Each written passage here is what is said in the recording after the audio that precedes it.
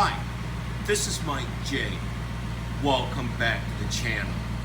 I thought I saw a spot on the driveway, but I guess it's condensation. Mustangs should not be leaking. Nevertheless, I want to make this video and talk about what we're going to talk about here today is the 10-speed 10R80 whine noise. I made several videos on the whine noise from the 10R80, and I've gotten a few comments where the discussion about how some of the guys, one of my viewers, had just bought one of these and he's very dissatisfied with the whining noise.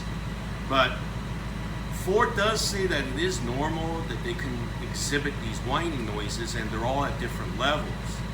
Now, I put about 800 miles on my Mustang GT Performance Package 1 car, and the whining noise is still there. It hasn't gone away. In fact, when the car is actually up to operating temperature, or when the car is warm, is when it exhibits more of a whining noise than versus if the car is cold started.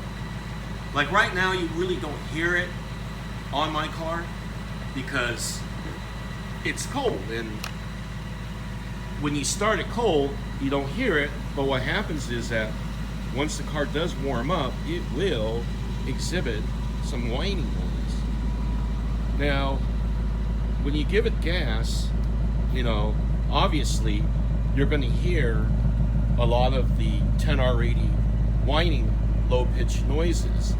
Now let's let this car warm up a little bit, and I'll gas it a little bit and let you hear it, that these whining noises are the characteristics of these 5.0 with the 10R80 transmission 10-speed.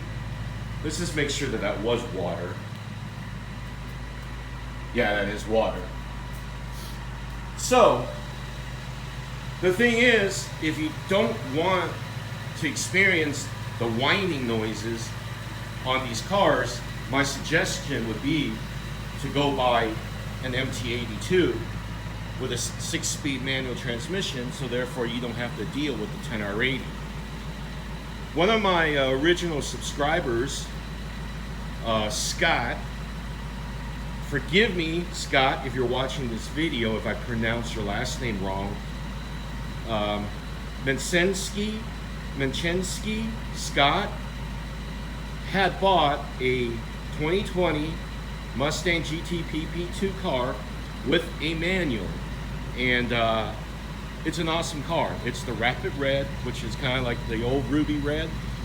But see, now he, with his car, won't have to experience any of the whining noises because he bought a manual transmission. Now, hopefully by 2020, Ford has fixed the shift fork problems and that they will not be so fragile and break. But anyways, with me buying this car, I knew of the characteristics of the 10R80, and I also know that it could have potential typewriter ticks when you change the oil, or probably later on in its life. It's one of these things that I know that can happen. In fact, due to the fact of these issues, with the potential problems that these Mustang Coyotes could have, basically in 2018 I wanted one of these new cars, but I have postponed it for 2 years before I actually bought one because I was afraid of these potential issues. Nevertheless, as you can see, I did break down and I bought one of these cars, and this is one of my favorite cars, considering that I have, these other two vehicles, but yet I rather prefer driving this car over any of the other two that I have in the garage. But now the car has settled down, so let's give it some gas, and the whining noise, you will be able to hear it. And I'm going to gas the car up and down the throttle, and you can hear the whining noise going up and down. It sounds a lot like a alternator that's going out, but I assure you, it is not.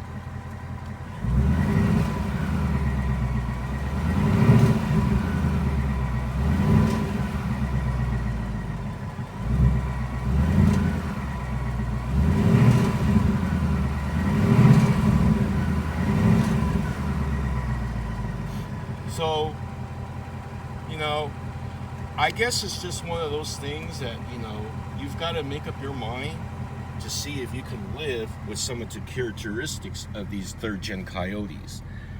You know, like I said, I had just turned 800 miles on this car, and it is still one of my favorite cars, considering these potential issues or characteristics.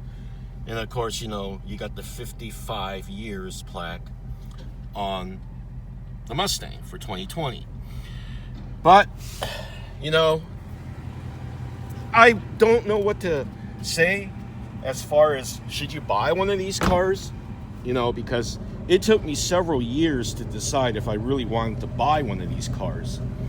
But I did eventually buy one, and I like it, and I'm not too concerned with it.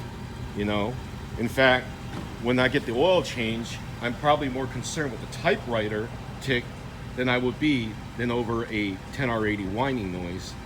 But like I said, if you do not like it and you cannot stand it, then I would suggest probably buying a manual transmission would be your best bet.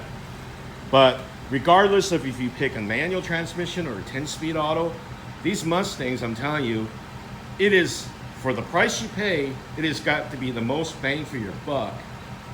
And I love this car more than I like my Camaro SS. But anyways, you know, a shout out to Scott Mensensky. Forgive me if I'm not saying your name right. To him, and congratulations for buying a Performance Package 2 car. And those of you that have left comments concerning the whining noise, you know, like I said, you know, it's just the characteristics of this car. I'm not no professional, not no mechanic, but, you know, if Ford says that that's the way it is, then maybe that is the way it is. But anyways, let me know what your thoughts are. Would you, those of you that haven't bought one of these in a 10R80, would you buy one? Anyways, if you like this video, please give me a big thumbs up. Please like, subscribe, comment. Tap the notification bell for future videos, and I will see you in the next one. Thanks for watching. Take care.